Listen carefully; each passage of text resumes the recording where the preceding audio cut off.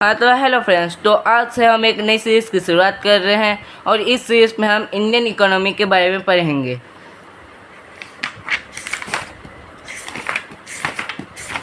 तो हमारा पहला चैप्टर है इंट्रोडक्शन टू इकोनॉमिक्स। तो चलिए शुरू करते हैं। तो ये जो इकोनॉमिक्स टर्म है उसे लिया गया है ग्रीक वर्ड ओइकोनोमिया से, जिसका मतलब होता है हाउस होल्ड मैनेजमेंट। और ये जो इकोनॉमिक्स है वो एक सोशल साइंस है concerned with the production, distribution and consumption of goods and services। तो ये जो इकोनॉमिक्स है वो एक सोशल साइंस है जो कि प्रोडक्शन, उत्पादन, डिस्ट्रीब्यूशन मतलब कि बांटना, और consumption of goods and services मतलब कि गुड्स और सर्विसेज का इस्तेमाल करना, ये सबसे वो रिलेटेड है। और ये स्टडी करता है how individuals, business and governments allocate resources of production, exchange and consumption. और ये स्टडी करता है कि इंडिविजुअल्स, बिजनेस और गवर्नमेंट कैसे रिसोर्सेज का इस्तेमाल करते हैं प्रोडक्शन, एक्सचेंज और कंजप्शन से। तो अगला है डेफिनेशंस ऑफ इकोनॉमिक्स। तो पहला है science of wealth. In 1776 Adam Smith, जिन्हें फादर ऑफ मॉडर्न इकोनॉमिक्स कहा जाता है, उन्होंने अपनी वर्क को, जिसका टाइटल था द वेल्थ ऑफ नेशंस, उसे पब्लिश किया था। और उन्होंने इकोनॉमिक्स को डिफाइन ऐसे किया था कि इकोनॉमिक्स जो है वो इंक्वायरी है इनटू द नेचर का इंक्वायरी है, और नेशन का जो वेल्थ है, उसका जो धन वगैरह है, उसका क्या कॉजेस है, वो सब के बारे में इंक्वायरी जो है वो इकोनॉमिक्स है। तो अब अगला है साइंस ऑफ मटेरियल वेलबींग। तो एल्फ्रेड मार्शल, जो न्यू क्लासिस्ट हैं, उन्होंने इकोनॉमिक्स को एक नोबल पोजीशन से नोबल 1 तक पहुंचाया है। और उनके हिसाब से इकोनॉमिक्स मैनकाइंड का एक स्टडी है in the ordinary business of life. He shifted the emphasis from wealth to welfare. He published his work titled Principles of Economics in 1890, which is a leading textbook about political economy। तो इन्होंने अपनी work, जिसका title था principles of economics, 1890 में उसे publish किया था, जो कि एक लीडिंग टेक्स्ट बुक है, मतलब कि काफ़ी पॉपुलर टेक्स्ट बुक है पॉलिटिकल इकोनॉमी के बारे में। तो अगला है साइंस ऑफ मेकिंग चॉइस। तो ये जो जितना भी ये है science of making choice, science of material wellbeing, ये जो है ना, ये इकोनॉमिक्स का एक टाइप का डेफिनेशन है। इकोनॉमिक्स के कई सारे अलग अलग डेफिनेशन निकाले गए हैं। तो ये जो साइंस ऑफ मेकिंग चॉइस है, ये प्रोफेसर लियोनार्ड रॉबिन्स ने अपनी famous book nature and significance of economic science, उसे 1932 में पब्लिश किया था। और इनके हिसाब से जो इकोनॉमिक्स है वो साइंस है जो कि ह्यूमन बिहेवियर का स्टडी करता है as a relation between ends and scarce means which have alternative uses, मतलब कि जिसका अलग अलग यूजेस होता है। This was criticised because the concept of welfare was not explicitly mentioned. तो अब अगला है science of dynamic growth and development. Paul A. Samuelson defines economics as the study of how man and society choose, with or without money, to employ scarce production resources which could have alternative uses, to produce various commodities over time and distribute them for consumption now and in future among various people and groups।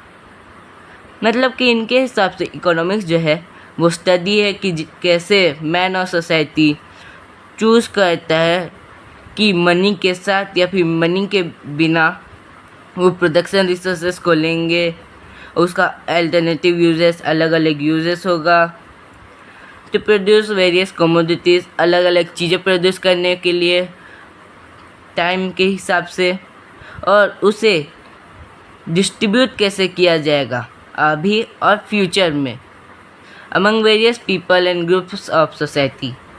तो अगला है अपना economics versus economy. Economics is a discipline that studies the economic behaviour of human beings with respect to markets, employment, price, inflation, etc. तो ये जो economics है वो एक डिसिप्लिन है जो कि इकोनॉमिक बिहेवियर, ह्यूमन बींग्स का जो इकोनॉमिक बिहेवियर है उसके बारे में स्टडी करता है, जिसमें markets, employment, price, inflation etcetera चीज़ें होती हैं. On the other hand, economy is an area of the production, consumption and distribution of goods and services by different agents. Thus, it is the social domain that lays stress on practices and discourage associated with the product and the management of resources. वहीं economic जो है, economy वो एक area है जहाँ पे production, consumption और distribution होता है गुड्स और सर्विसेज का अलग अलग एजेंट्स के द्वारा, इसलिए एक सोशल डोमेन है. तो यहाँ पे नेचर ऑफ इकोनॉमिक्स दिया गया है. साइंस और आर्ट्स. साइंस के बारे में पढ़ते हैं. Involve systematic collection of facts and figures. इसमें सिस्टमेटिक कलेक्शन होता है फैक्ट्स और फिगर्स का, और based on formulation of theories and loss. और इसमें जो भी चीज़ें होती है वो फॉर्मुलेशन पे बेस्ड होती है थ्योरीज और लॉस के. Deals with cause effect relationship. और ये जो है ये कॉज इफेक्ट रिलेशनशिप के साथ डील करता है.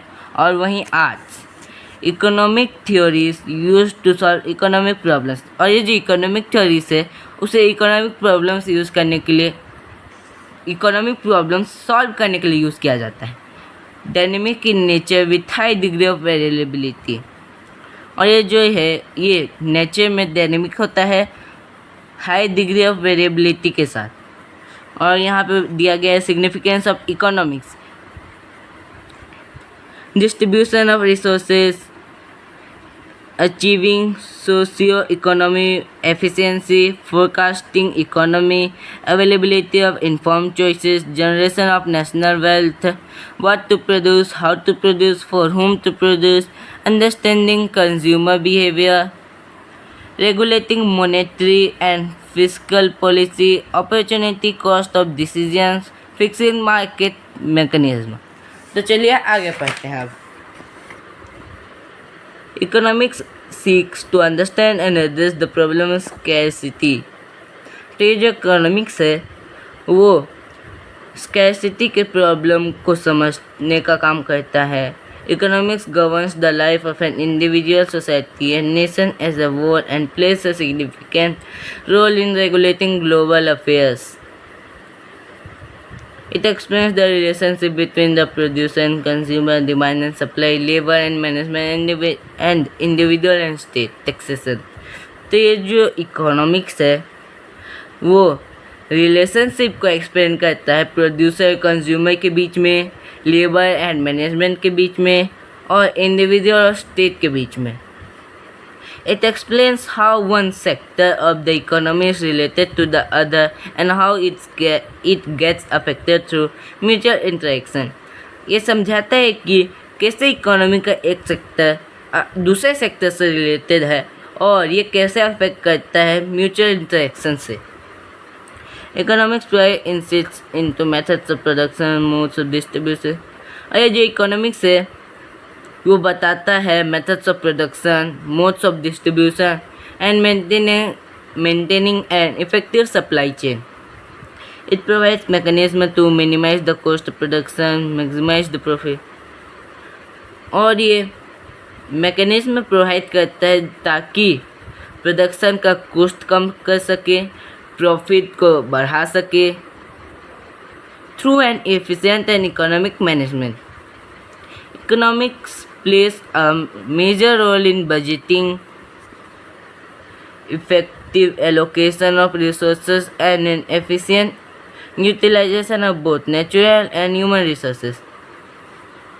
तो ये जो इकोनॉमिक्स है वो एक मेजर रोल प्ले करता है बजटिंग में, बजट बनाने में, इफ़ेक्टिव एलोकेशन ऑफ रिसोर्सेस को इफ़ेक्टिवली यूज़ करने में, and an efficient utilisation of both natural.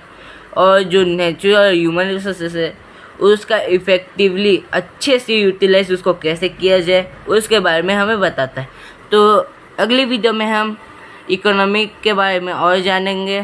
तो अगर आपको भी इकोनॉमिक के बारे में और जानना है तो चैनल को कर लीजिए सब्सक्राइब और वीडियो पसंद आए तो लाइक करना मत भूलिएगा। मिलते हैं नेक्स्ट वीडियो में, तब तक के लिए बाय।